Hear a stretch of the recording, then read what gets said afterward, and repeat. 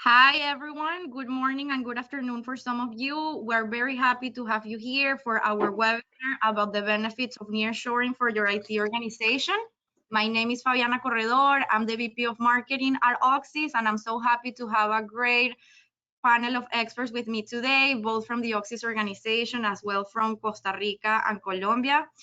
So I think that we can start with some quick introductions so you guys know the perspective and the experience that each of our panelists bring, and then we'll cover some of the topics that we'll be discussing today. So you want to start, Alvaro, with your introduction? Thank you, Fabi. Good afternoon, everyone. My name is Alvaro Prieto. I'm one of the co-founders and senior managing directors here at Oxys. I've been involved in the Latin America region for pretty much all my professional career, almost over 30 years, starting back in living and working in Panama for Merrill Lynch, then working for PepsiCo International in the Latin America region, and then started Oxys in the mid-90s and working with many of our customers, delivering and providing services out of the Latin America region into the US and other global organizations. So it's glad to be here. Thank you. Jose? Yes, thanks, Alvaro. So this is Jose Alvarez. I'm the Managing Director for IT Technology at Oxys. I'm responsible for the IT outsourcing. I'm based in South Florida. I've been with the organization for over 16 years and involved in outsourcing for over 25 years. I work for organizations like Citibank, Siemens, AT&T, providing IT services nearshore, offshore for the last, as I said, 25 or so years. And my responsibility in the company is to ensure that we deliver quality services to our clients. Thank you, Jose. Thank you, Fabi. Ana? Thank you. So hi, my name is Ana Maria Romero. I'm the lead for the services sector at CINDE. CINDE is the Costa Rican Investment Promotion Agency. I have over 15 years working for the organization. So I've been supporting many multinational companies actually coming into Costa Rica and actually giving them advice on how to invest in Costa Rica, but also what will be the right way to focus on this specific location. Thank you, Ana. Hi, everybody. My name is Alejandro Londono, and I'm a trade representative for the U.S. Office of ProColombia. ProColombia is a trade, investment, and tourism promotion agency from the Colombian government. Basically, what we do in trade and exports is trying to connect U.S. companies with Colombian service providers, specifically for the software and technology. Those are the sectors that I lead for this market. Excellent, Alejandro. So thank you everyone for being here. I think, what we're planning to do today is really to go through some of these key topics. So we're gonna be basically, providing some big picture perspective about some of the trends that we're seeing in the market that are driving the interest in nearshore. We're gonna talk before getting into the details of both Colombia and Costa Rica at a higher level about the Latin American region. I think a lot of you guys that joined the webinar are actually looking into nearshoring for the first time. Others are actually looking to expand, so you may have a little bit more knowledge about the region. But we definitely want to give you a high-level perspective of the different countries and what we see are the true countries for supporting North America based on multiple factors. So definitely then Ana and Alejandro have put some brief slides together to give you a high-level overview of the services sector in their countries, what's happening, what type of talent can you expect to achieve, what are some of the companies that are doing work out of the countries, and we can also get a chance to ask them specific questions. Then we're going to talk a little bit about the business case of nearshoring. What are some of the cost savings that you could expect to get by nearshoring? I think based on the macroeconomic situation and some of the inflation concerns in the US, definitely cost optimization continues to be top of mind and one of the main drivers for outsourcing and nearshoring. Definitely it's not the only one, but since we're seeing a lot of consciousness on cost, we really wanted to have a discussion about key considerations on how to build business cases. Also, we're going to be talking a little bit about build versus buy, how to pick the right model for you. between setting your own operation or potentially going through an outsourcing partner. We're going to cover some success stories and real world examples of companies that are leveraging the power of Latin America. And then we're going to close with some quick lessons learned and some key considerations for a successful implementation. You're going to notice that your lines are muted, but there's a question panel where you can submit all of your questions there. We want to make this as interactive as possible, so feel free to send us all of your questions and we'll make sure to cover them through the discussion, or we're going to allow 5 to 10 minutes at the end to cover some of the questions. Okay, so with that, as I was mentioning at a high level before introducing the panel, we wanted to give you some high level perspective on what we're seeing. So as you can see here, there are multiple market conditions that are really driving the growth of IT outsourcing and nearshoring.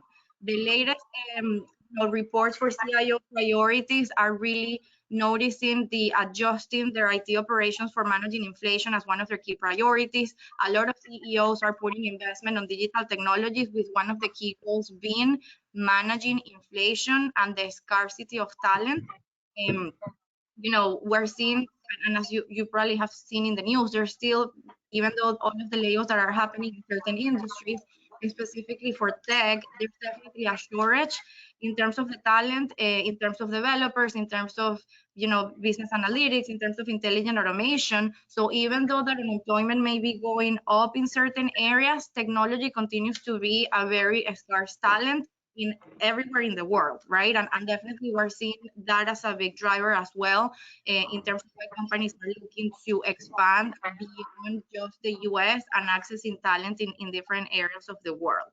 And that's also been reflected by research analyst reports. So if you look at the latest reports from, let's say, Everest Group, 80% of CIOs are looking into expanding or maintaining their use of IT outsourcing, and hiring managers and recruiting and HR departments are really struggling to keep up with the demand of the technology hiring goals that they have. At the end, nearshoring, it's just becoming another tool for them to get to their goals in a faster and more scalable and cost-effective way. Countries like Costa Rica, that of course Anna is here to tell us more details, are actually experiencing the highest levels of FDI, foreign direct investment, in years. Last year was the record highest year of investment, with actually the services sector being one of the key components of that direct investment, representing more than $6 billion per year for the country. So definitely we're seeing this as a big trend, and that's why we really decided to do the webinar today. So if you really think about the Latin American region and the nearshore market, right, for us, nearshore means nearshore for the Americas and for North America. And Latin America, as you guys know, go all the way up from Mexico down to Argentina, and Uruguay. There's more than 33 countries in the region. It has a population of more than 670 million people. But when you really think about the destinations in terms of, flight duration, proximity to the North American market, really you start narrowing down your options to really the countries in the middle. So definitely when you really think about the true destinations for supporting North America, it really comes down to the top destinations that we see over and over as options, which are really Colombia, Costa Rica, Mexico, and Guatemala. There's definitely other locations such as Panama, Trinidad and Tobago, Dominican Republic, some of the Caribbean islands that also provide the flight duration proximity to the US. But in reality is that a lot of these locations, whether it is because of political stability, whether it is for the lack of the scale of the country in terms of size, or because of the maturity of their services sector, at the end don't really end up being on the top of the list. So these ones are typically the ones that we see as stronger candidates, and that's why we really wanted to have both Colombia and Costa Rica today to, tell us a little bit more about what's going on in the country. And just for background, we don't need to go through the detail of this today. We actually put a brief table to describe some of the complexities and longer flights that certain regions in Latin America, such as Argentina and Uruguay, have. Like from Miami to get to Buenos Aires or Montevideo, it's 8 to 10 hours, right? When you compare that to the average flight times Bogota, Mexico City, or San Jose. We're talking about 4 to 5 hour flights. And I think that's really making a big difference because our customers in general are actually visiting these countries, traveling to these countries, seeing their nearshore teams as an extension of their teams. So it's not just the time proximity of, being able to have remote calls during the same hours. It's also about, how long it takes to get to the countries. Okay. So with that, I'm actually going to start the panel and really hearing from our great panelists, because I think it would be great to start by just getting your guys' perspective on what are you seeing on the market, and maybe Jose, we can start with you. What are you seeing your clients, the biggest reasons why they're coming to you interested about nearshoring? So yes, on the last couple of years, there's been always some drivers that have changed.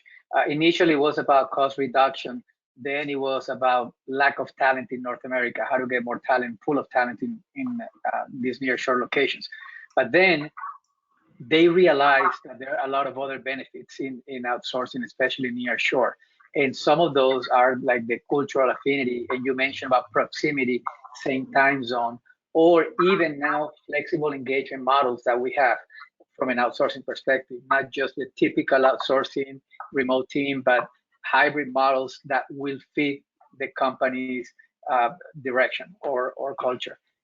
And we see very sophisticated functions being executed out of these countries. I mean, we work with Colombia, we work with Costa Rica, but I mean, we're doing pretty much a lot of automation on the service desk, next generation tools for monitoring and management of the backend infrastructure, including the cloud operations, etc. So they're very impressed when they see all these operations in these countries that they were not expecting at the beginning. It was more about cost reduction, but then it turns to be improve of services. Yeah, no, that's a good point. Where were you at, Alvaro? No, I was just going to add to that really the pandemic has also, fueled the growth in the region.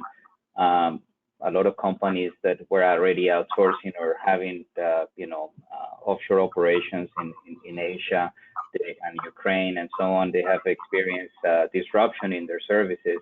And that has also driven them to think about moving those operations closer to home. So obviously, one of the key advantages of nearshoring is the proximity to the U.S. And we've seen it time and time again.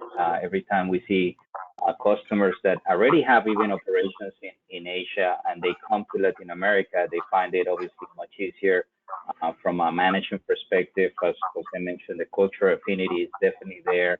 And the talent, obviously, having the availability of talent and the growth that the region have experienced in the technology space specifically has been really, incredible over the last, 20 years or so. Like I mentioned, I've been in the region doing start software development back in the late 80s, doing development out of Mexico. And today, there's some powerhouses there that are just leading a lot of those type of efforts for companies here in the U.S. and taking a lot of the workloads from Asia. So we've seen that as a key driver. Obviously, there's some cost advantages. The India costs have really gone up and it's skyrocketed over the last, probably 5 years. And the thing and the costs in Latin America are still, very attractive when it comes to the arbitrage, which I'll talk about it and touch base on that on the business case later on. But yeah. I don't know if there's any other thoughts from Ana or Alejandra on the topic. I think, Ana, you're on mute. So yes, from our side, we have seen that movement. So definitely Costa Rica has stand out as a location to move some operations. What you were saying about Eastern Europe and with what happened in Ukraine, also the pandemic, also had a lot of companies moving some of the operation to a nearshore location. Having said that, I think it's important to highlight that we collaborate with other locations. So it doesn't mean that they shut down operations probably in Eastern Europe or even in Asia, but they needed to have some kind of presence. And Costa Rica actually had the solution, a very fast solution because of the experience that the market already had. So I think that is important to say. Also, the cultural affinity, I think that's something that stands out for Costa Rica, being so close to the United States, how familiar we are with the North American culture. Actually, that helps to have teams here allocated just to support the United States specifically. And then how you can have extensions of your teams. I think that's one of the key things that most of these companies are looking for. I think also looking at talent-wise, yes, because of the experience the market has, I think definitely cost makes a difference, but I think it's more of the efficiencies and how fast they could actually implement those things in a country with already the experience that the country as Costa Rica has. Mm-hmm. No, those are great points, Anna. And what are your thoughts, Alejandro? Because I know also when we had our prep sessions, you mentioned culture as well as one of the things that you're seeing. Yeah, definitely culture affinity is something that is gonna be easy to procure in a country as such as Colombia. But I wanted to highlight how the tech ecosystem is growing in our country.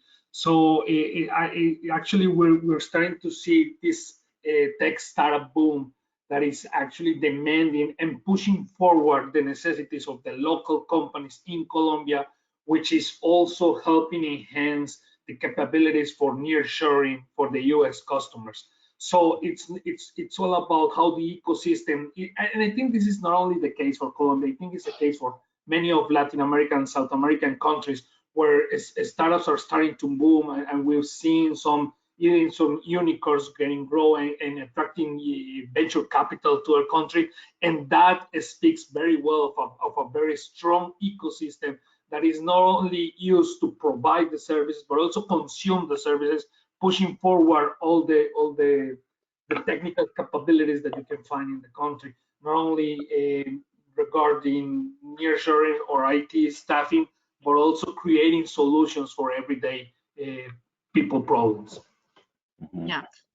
No, that's a good point. And I think, you know, what you mentioned, Anna, about multi-location, it's another key thing that we're seeing, right? Like if you look at the latest Global Shared Services report that SSON publishes every year, on average, the shared services that were interviewed, like 50% of them operate more than 4 different centers across the world. So even in Latin America, we're also seeing the same company taking advantage of 2 or even 3 different countries for different types of talent, or depending on the size as they continue to grow. Mm-hmm. Fabiana, just if I may add here, I think one of the interesting things that is happening today is that a lot of the companies, given the downturn in the economy that is happening, they're leveraging more their locations, for example, in Colombia or in Costa Rica. So I think everything this is playing off on how I can leverage more the talent that I already have in those locations so that I can make more efficiencies and also more cost saving. Mm-hmm. Definitely, definitely. So with that, I think that we can really go into the next section. Actually, we have our first polling question. So basically, we're going to be issuing a polling question for you guys to let us know what are the main drivers that have you looking into either doing nearshoring for the first time or expanding your nearshore footprint. You can actually select more than one answer. So it's either cost reduction, expanding your access to talent, increasing your internal bandwidth for other activities, improving your service quality, or expanding your capabilities, or any other. So if you can see the question, hopefully you can start submitting your answers, and we'll be able to see the answers soon. And I think my marketing team is actually supporting me on the back end to share the results of the survey. So Gabby, if you can actually help me, I think I maybe. So we're still gathering the results. We have around 40% of the votes, and they keep coming up. I'll share them in a second, okay? But it's interesting because I think a lot of us are seeing that it's not just one or the other, it's a combination of all of them. Mm-hmm. So closing the poll now, and I'm gonna share the results.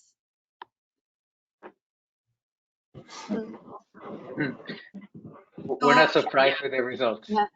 Right. No. Yeah.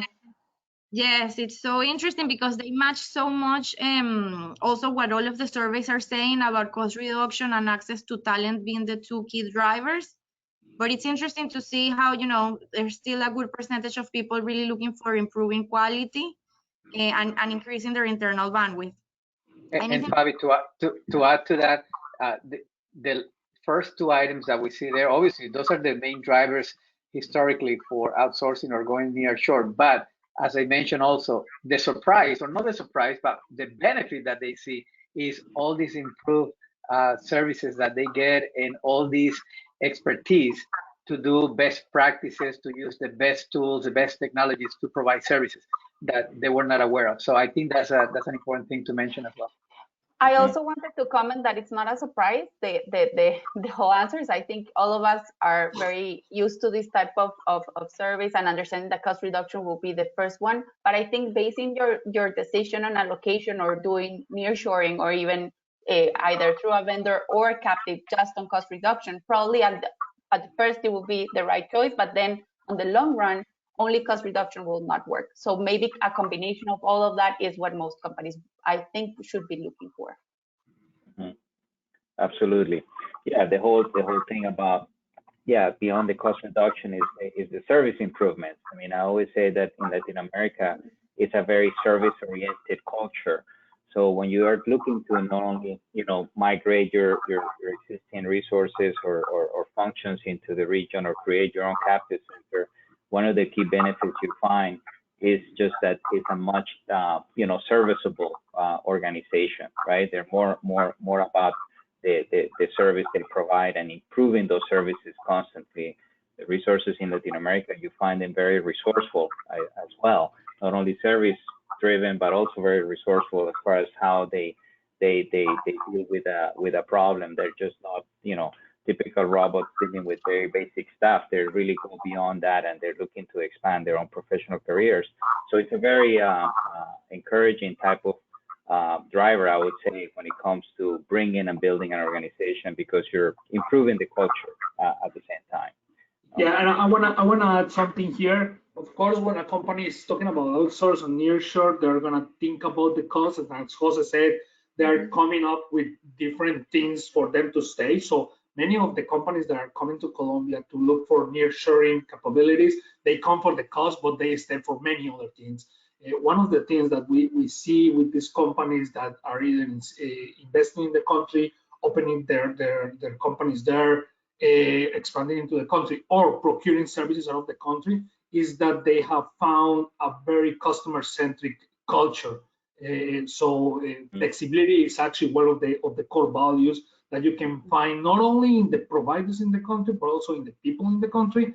And that speaks really well out of the country, but also helps a lot when dealing with this nearshoring and software and IT necessities. Yeah, that definitely is a big factor that is sometimes it's not clearly quantified when it comes to a business case, but it's definitely a big plus, right? To see that improve, I call it an improvement on the culture, and it start really driving for higher performance as an organization, which eventually will drive to some cost savings and other advantages. Yeah, great. So I think with that, we would love to have Ana and Alejandro spend some time giving us a deeper dive overview of each of the countries. And actually, we're going to Costa Rica. I think the slide is, I don't know if it's me, but it's just showing just a kind of a small, is it me or is it showing? I see it good. Yeah, it's fine. Yeah, it's good. Yes.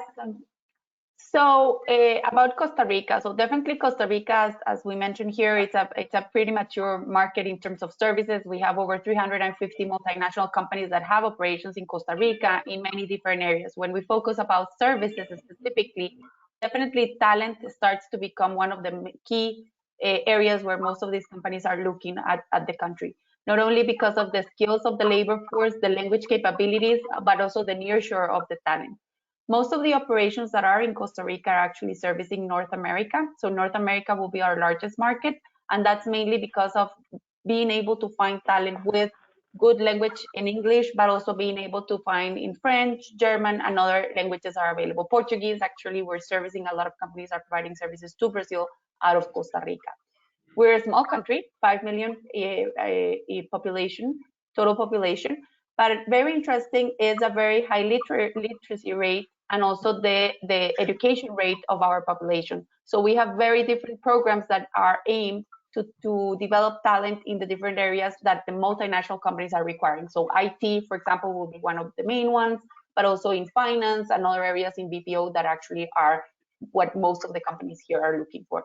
If we go into the centers, what they are delivering, actually is very interesting. Well, we have the area of corporate services. Finance is the low-hanging fruit. Most of the companies that have shared services operations, captive or BPO, are delivering finance and accounting and major areas of finance that has been evolving.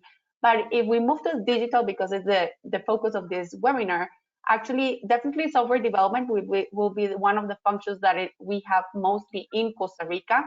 And then IT support, definitely, and IT consulting, marketing, and data analytics.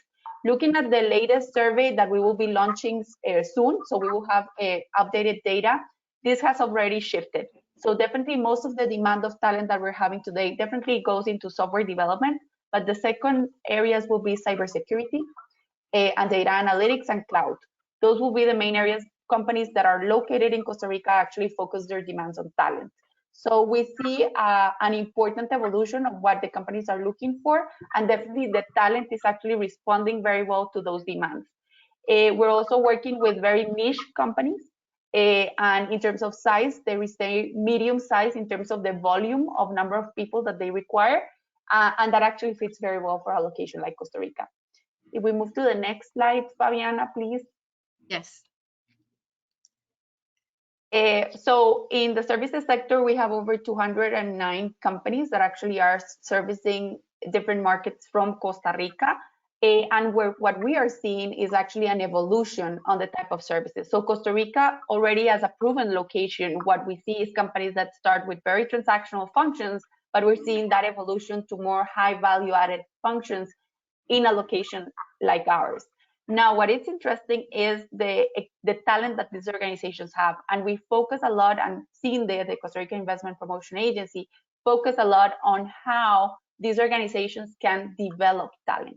And a lot of the companies that are here have to also create their own strategies, and we support with that on how we can develop their talent, because one of the main resources that they have is very qualified talent in Costa Rica. So how that talent can evolve with the needs of the IT companies that are located here.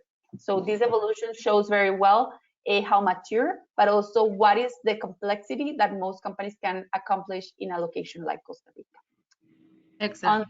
On the next slide is just some examples of multinational companies that actually have operations in the country. As you can see in the different areas, this is just, it remains very short to the number of opportunities that a country can actually do in a location like Costa Rica, but we have mix that also is very good when we have global situations like economic recessions, because some sectors get impacted more and others less. So definitely having a large mix of type of retail, medical devices, pharma, but also tech companies help us adjust and move according to what the economy is stating at that time. So at this moment, we see a lot of growth in the medical devices companies and also in the pharma companies, but also in the retail. Probably in the tech sector, we've seen some announcements from companies like Amazon and others, not very impacted in Costa Rica as we might think, but definitely Costa Rica remains a very strategic location for most of them. Amazon today is still our largest private operation in Costa Rica, over 18,000 employees in the country with many different areas of support. They also have an operation in Colombia, and we collaborate with both locations. Actually, other operations like Equifax, for example, with a SOC in cybersecurity, IBM with their largest SOC outside of the United States in cybersecurity, located in Costa Rica. Microsoft with a very important footprint in terms of their Azure platform. So everything that is cloud, Azure support, and development is actually delivered from Costa Rica. Also AWS, I would say those two will be the most used cloud services in the country, but also what we have more development in. And then other companies like Intel, which is our flagship name, definitely keep on growing. keep on having their operations, transforming their operations in Costa Rica because of that transformation of the talent that we've been able to do. So I can stay hours talking on this slide, but actually what I want to say is it's a very diverse, very complex in the sense of the diversity of functions, but also in the sense of industries and type of delivery of services that we have in the country. No, and I think those are great insights, and those specific examples always, I know our audience values those specific examples, but I'm wondering, Jose and Alvaro, Jose, both of you actually set up the operation for Oxys in Costa Rica back in 2009. What would you add based on your experience on what you're seeing? Yeah, and I want to bring 2 points that Anna mentioned. One of them is about the languages. So today in Oxys, we support over 9 languages in different areas of support that we have for customers. But then Anna also mentioned about pharmaceuticals and medical and even retail coming to Costa Rica, Colombia to get support. We, as a matter of fact, are supporting a large organization that has different stores around the world, and we support it from the US perspective on all the store POS admin perspective. And this is done out of Colombia and Costa Rica, which is very significant because maybe a few years ago, that wasn't much the case. There was not talent with that type of experience. Today, we get all that experience to support retail and also in the medical industry as well. Alvaro, anything that you want to add?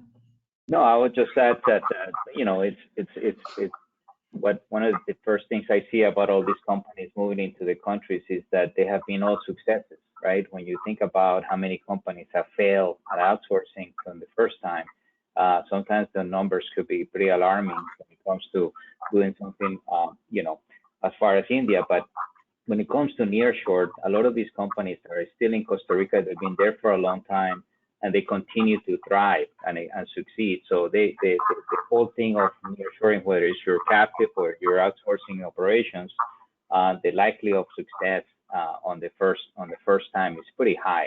That's something that is important to consider as far as when you're thinking about making a type of move or establishing your own captive center in any of these countries.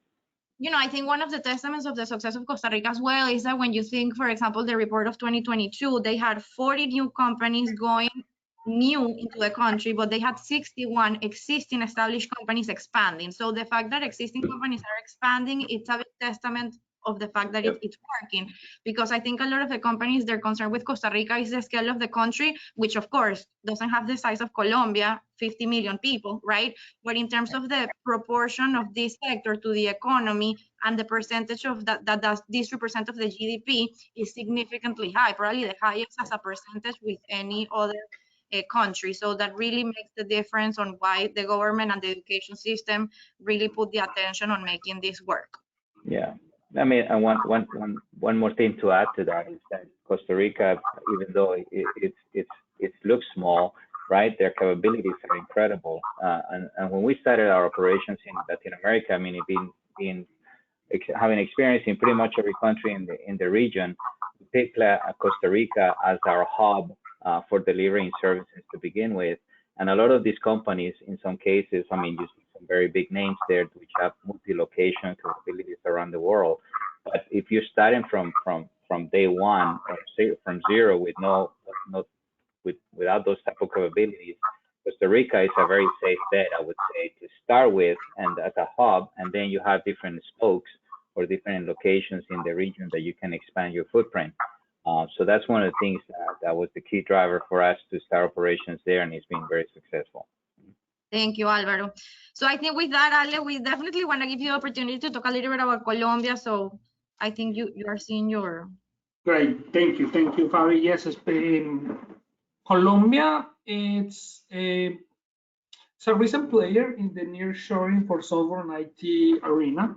That's an industry that has been developing in the country at a very rapid growth in the last 10 years. I think that goes along with how the graduates in computer science have been growing and double in the past 10 years. We hope this year, this year we get to 30,000 new graduates.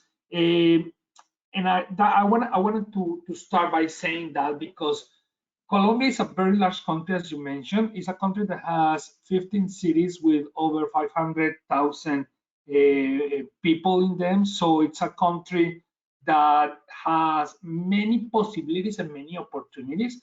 It is a large country and it's a multi-sector country. So what has happened with the IT and software sector is that these companies have been required to specialize in different specific industrial sectors to be able to provide the solutions that each sector in the country needs. So the Colombian companies are very well known in the US for the agribusiness sector, for example, but we have a very strong manufacturing sector that actually provides to all Latin America and South America. So the software and IT sector in the country, being a backbone and a transversal sector, has been required to specialize. And that speaks on how well these service providers can actually understand and speak with their consumers and with their customers and with their clients in the US, specifically for their solution. So these are companies that have been growing inside the country in a very demanding environment and are starting their internationalization journey, mostly with the US. I think a third part of the exports in IT services go to the US, so it's by far our most important market. And I wanted also to say that Colombia has like the facility, the opportunity to have two different business cases for the country. It's not only a good place to procure services, but it's also a good place to learn and open and expand with a nearshore outsourcing facility in the country. So I'm going to focus on the procuring services because that's where I speak the most. But ProColombia is in charge of helping U.S. companies build their case in the country, whether it is to find a partner and a provider or to establish there in the country. So in the procuring services, I'm very lucky to say that we have over 600 companies in the country working in this sector that can provide the services in a full spectrum, out of the most basic full stack software custom development to actually IA or RPA services and everything in between. So our job as a trade promotion agency is actually more than saying these are the few variables that we have. We have established ourselves as a help to navigate through all these resources and find the right partner for the customers, for the clients in the US. So whatever need that you have, you will most likely find it in Colombia. After that, it's all about building the partnership and establishing the relations with these companies. The good thing is that US companies don't need to do it by themselves. They have a lot of allies like ProColombia from the government and many other institutions in the government that are aligned into connecting the Colombian tech and software ecosystem with the world, not only the States, but with the world. And also on the private sectors, many associations, many public and private associations, they call themselves clusters in these 15 cities, have been growing because the software and IT and tech sector is a priority for the last 6 to 8 years, and it's going to be a priority that is going to keep appearing in the public policy, that is going to keep appearing in the private initiatives, and it's a bet that the country as a whole is putting into changing the production matrix of the country, rather than depending on goods and agribusiness, going to start to depend or rely a little bit more on knowledge-based services such as the one that we're discussing. So it's a fertile ground to start working, whether it is to find a partner or to establish. Colombia has many opportunities. We are funded by the government to provide free services for US companies to help them navigate through all these resources. And it's a good environment. I think it has a lot of variables, has a lot of good things and opportunities to be discovered, and we can go with all the details that we can. But I think the growth that we've seen speaks And I think, Ale, honestly, even based on our experience, like the government support that Colombia provides, as CINDE provides to us, makes a big difference in terms of deciding to work with these countries and expanding on the countries. And that's something that we see not just with ourselves, but every time that we're advising customers in terms of their site visits to the countries and making the decisions on whether they want to invest or not in the countries. Both ProColombia and CINDE do a great job answering all of their questions and, getting them to speak with different companies and, talking with them directly about their experiences. Actually, last week, we just had ProColombia supporting a visit of one of our customers in Bogota. So I think that really makes the difference. And that's one of the limitations that I continue seeing with Mexico because, with the new government in Mexico, definitely the pro-Mexico support is not as available as it used to be. But I think, Jose, it would be great maybe before jumping into the next section to hearing a little bit about your experience operating and opening in Colombia in the last couple of years. Yeah, so definitely. So we've been operating in Colombia for the last couple of years, and we see Colombia as an emerging market in terms of the structure that we need in order to support our clients US based.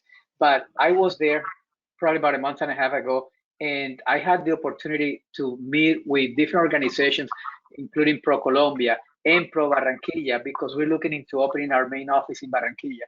Great supporting organizations to put us in contact with the best entities in the city that can help us with getting established. So we have meetings with the Chamber of Commerce, with the American Colombo Chamber of Commerce, Pro Barranquilla, etc. And what we found was all this investment and support from the local government and the government in general to make sure that Colombia gets positioned to provide support in English to US-based companies.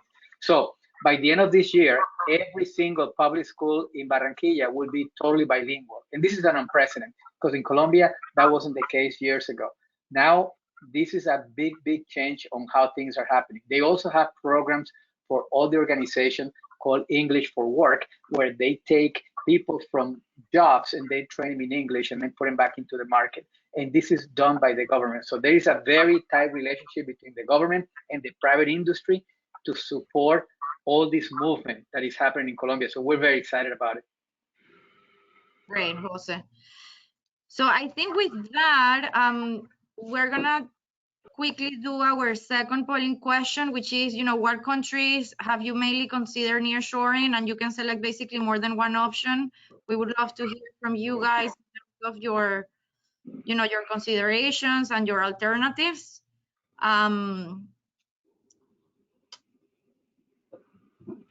So I think while I get people to respond, we can start actually the next section, Alvaro, on the business case. Sure. And I can actually share the results of the question afterwards. Yeah, that'll be good.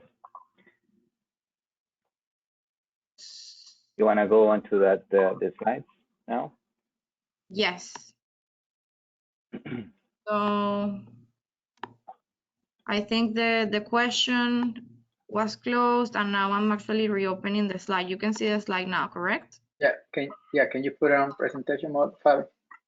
Yes. Yeah. There you go. I'm not seeing it, but anyways, when it comes to a business case, I mean, as you can tell from Oxy's perspective, we've been outsourcing and helping our customers not only take their operations down to a location in Latin America or help select those locations. So we've been involved in first driving the decisions based on a business case. So we wanted to share with you a couple of the key drivers that are key considerations of building a good business case down there. So the first thing that we see, and it's obvious from the discussions we've had so far, is the labor arbitrage savings that you achieve by moving a U.S. Specific position or function into the region. So in general, and this has been pretty true for the last 20 years or so, is their savings are somewhere between 25 to 20 to 50% in some cases, depending on where those resources or functions may be in the U.S. So obviously, if you are in a very costly market like in New York or in California, you will find the savings to be much higher than the 20% of a region that is perhaps in the south of in the southeast or the south part of the U.S., for example, or some other countries in the Midwest. I mean, counties or states. I'm sorry, in the Midwest. So that's one thing that has to be considered. But you also need to consider, you know, the different factors associated with just the labor arbitrage and different cost factors that involve that. Just so for this scenario, we're just going to go with just basically moving just the labor cost, meaning just the base salary plus the load. And that's what we're talking about as far as the potential savings you can achieve. But let's say that once you have made that migration and you are in the country and you establish your operation, there's always going to be opportunities to level the organization and transform the organization depending on how many functions or resources you're moving to achieving a bigger savings, right, or additional savings, I would say. And that's typically through efficiencies that you're going to find by having a shared service operation for the different functions that you are moving.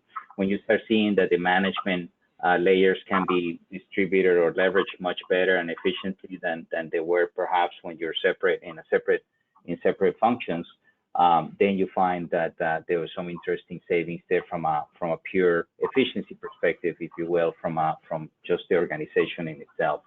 And then after that, and we see it time and time again, you start finding opportunities to start bringing more automation to the processes that are being executed in those operations, bringing different technologies to lower the labor cost perhaps, and that's what we're seeing these days with a lot of the automation regarding the contact centers or the interaction with the customers from a help desk perspective. In our case, we see a lot of those savings on chatbots and now with the ChatGPT, dilemma that is happening right now, we're starting to see that there's opportunities by bringing artificial intelligence to deal with a lot of automation and savings on the process side.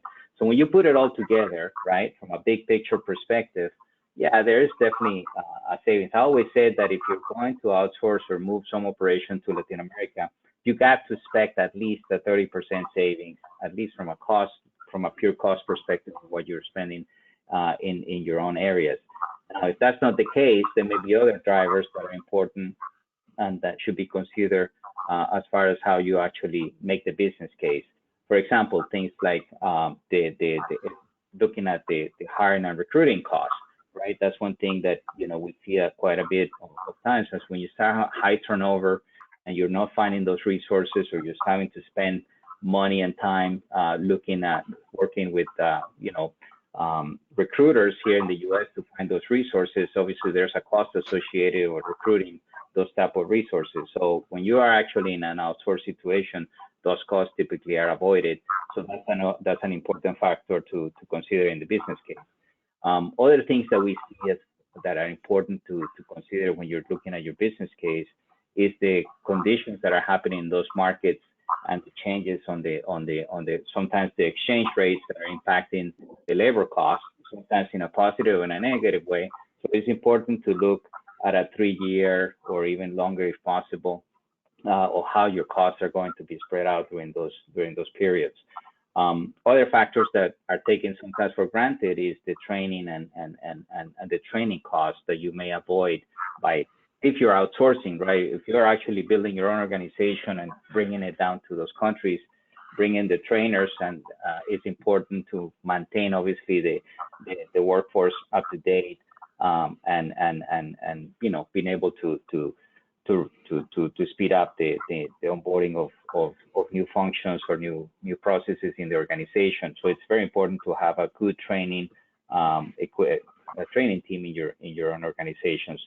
And a couple of other things that are key there that are here, obviously from an office space, there's some savings in there.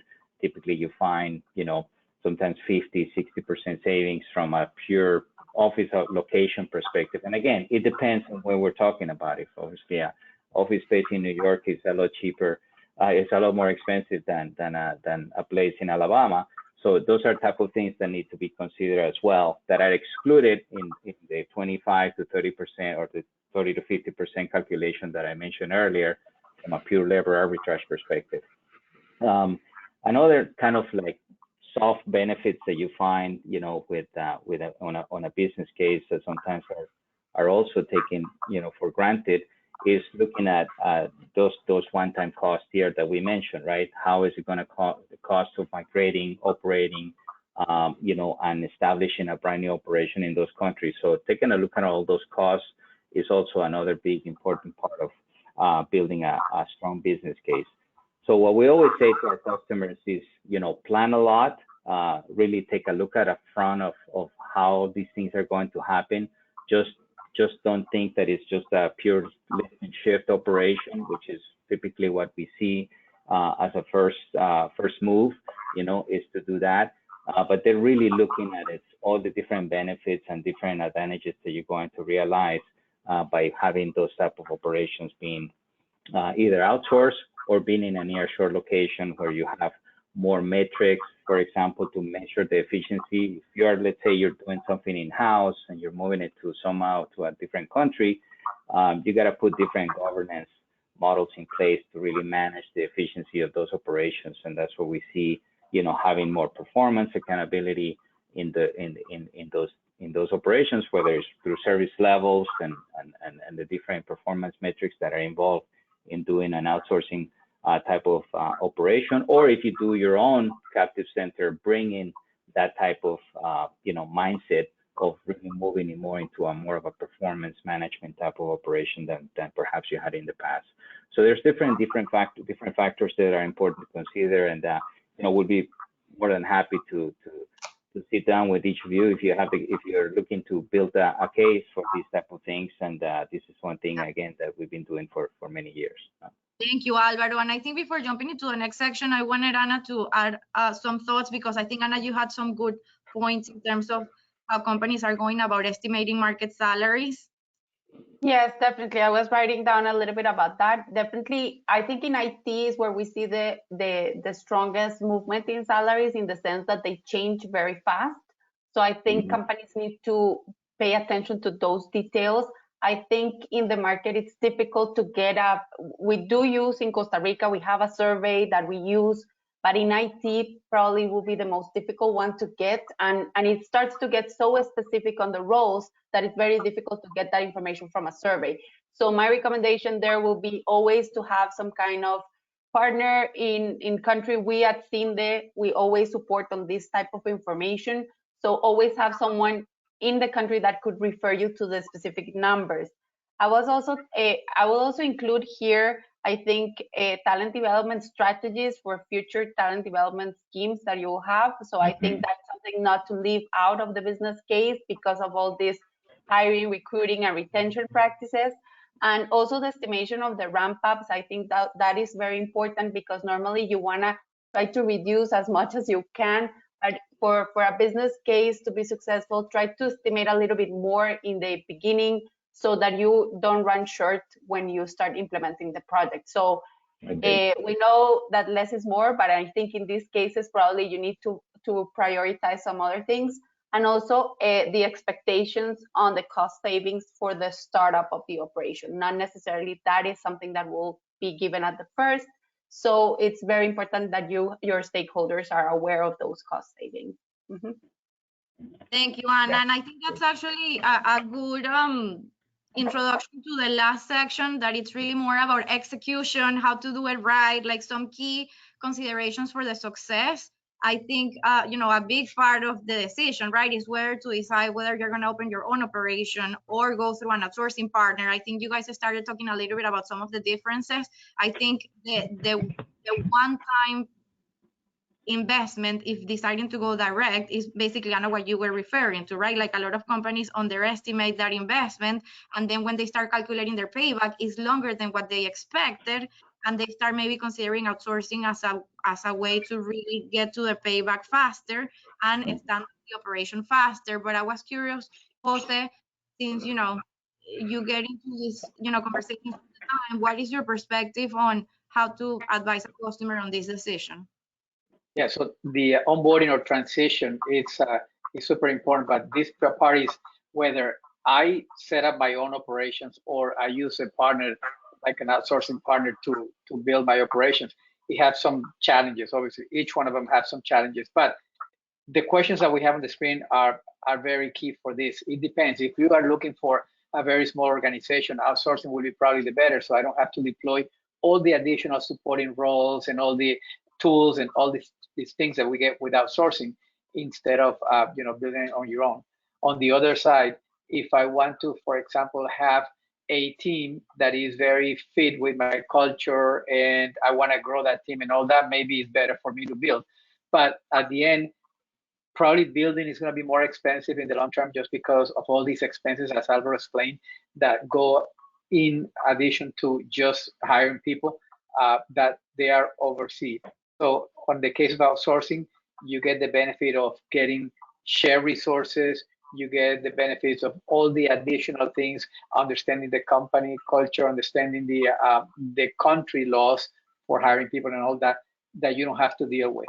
So I mean, there's challenges on each way, but it depends on some of these points that we have here. Alejandro, I wanted to add something, Faris. Thank you. You mentioned the laws and the legal framework, and I think that's something that it really needs to be considered because when you're hiring directly, you will start finding these bumps in the road, and it's not as easy as it is, exactly. as it should, or as people think it is. And in the case for Colombia, when you go and procure and buy directly from a company, you are covered under the free trade agreement that we have between the Colombia and the US for any legal concerns and for any intellectual property that you may have. This is a trade agreement that's been around, that we have signed for 10 years, that is actually protecting those relationships between the US company and the Colombian company. And that's an advantage that we, in foreign trade, we see it more in the goods, in the exports of goods, but for the services, we have a chapter specifically that helps us solve any concern that actually fosters the relationship that Colombia has for over 200 years with the US. So that's definitely something to be considered when making that decision. Thank you. So, and I think, at the end, as we always said, one size doesn't fit all, and what can work for one company, it's not necessarily the case for the other company. Right. And, I know we are very close to the top of the hour, and we want to allow some time to answer some of the questions that we got. But what would be some of, I guess, your closing remarks or some of the additional lessons learned that you would say we haven't covered, maybe starting with you, Anna, in terms of things to keep in mind? So in my case, definitely corporate sponsorship. If you don't have corporate sponsorship, there is no project. So you need that specifically. Very careful on the data and on the profiles that you're looking for, how you translate that to the different geographies that you will be looking for, that they translate well, in the sense that you're looking for the specific profile and that how you navigate that system. So that is areas where we can help. And finally, I will say it, sorry, use the Costa Rica Investment Promotion Agency if you're coming to Costa Rica, either for doing outsourcing or not. Definitely, we can provide you all the support and the soft landing in the country. Alvaro, anything that you would add in terms of some of these items?